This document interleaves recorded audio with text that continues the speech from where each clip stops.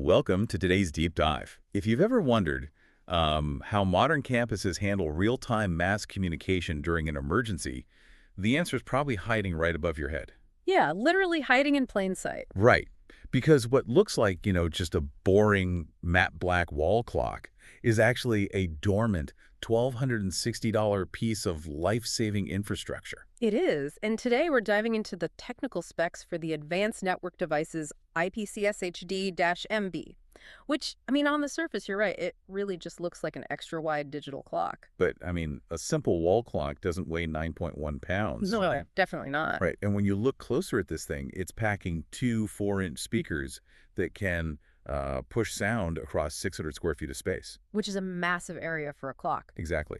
Plus, it's not using those chunky red LEDs we all grew up with. It has an 11-inch full-color, auto-dimming HD LCD display with a 1920 by 720 resolution. Yeah, the screen is incredibly sharp. So, okay, let's unpack this. At that size, with those specs, it's essentially a massive smartphone mixed with a PA system mounted to your wall, isn't it? That is a highly accurate way to look at it. And what truly turns it from a basic timepiece into a specialized computer is, well, how it gets its power. It runs entirely on PoE+.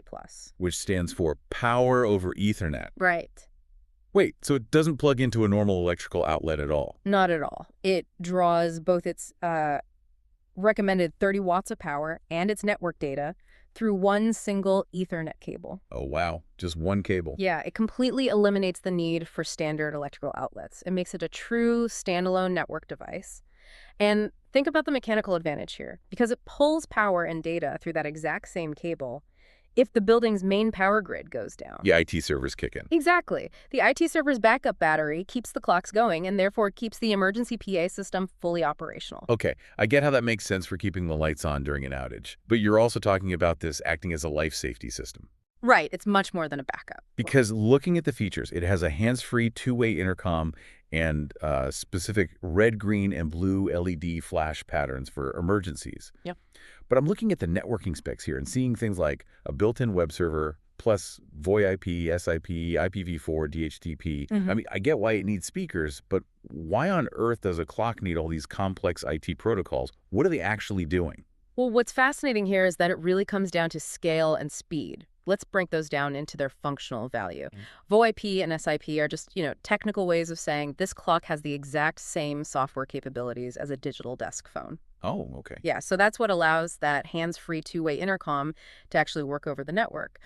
If someone is trapped in a hallway, the administration can talk directly to them through the clock. Right, so it's bypassing the need to have a physical phone mounted on the wall. But what about the built-in web server? Because it has that built-in web server and uses standard addressing like IPv4 and DHCP, an administrator doesn't need to be standing in a centralized control room to trigger an alarm. Oh, they can be anywhere. Exactly. They can log into the clock's IP address securely from a laptop anywhere on the campus or even off-site and instantly activate a lockdown or trigger those color-coded LED alerts. Ah, so it acts more like a digital tripwire that anyone with the right clearance can pull from anywhere. Yes. And the real magic here is the multicast support. Okay, how does that work? Well, in a sprawling facility, you might have, say, 500 of these clocks. Multicast means a single emergency audio broadcast using the included Clockwise campus software can be sent out just once. And it hits all of them. Instantly. It hits all 500 displays and speakers simultaneously without crashing the building's entire IT network. Wow. It really redefines what a clock is supposed to do. The IPCSHD-MB represents this entirely hidden layer of modern infrastructure. It really does. It's just a seamless blend of timekeeping, heavy-duty IT networking, and emergency broadcasting, all brilliantly disguised as a basic piece of wall decor. Yeah, it takes the passive concept of just, knowing the time and elevates it to the active role of knowing what to do when every second counts. Exactly. So for everyone listening, the next time you're walking down a school or hospital hallway and you look up to check the time, ask yourself, are you just looking at a clock? Probably not. Right. Or are you making eye contact with a dormant two-way emergency lifeline just waiting to activate? It's pretty wild to think about. It really is. And it makes you wonder, if the clocks are now fully functional network computers, what other seemingly basic objects in our environment are quietly watching, listening, and waiting for an IP command?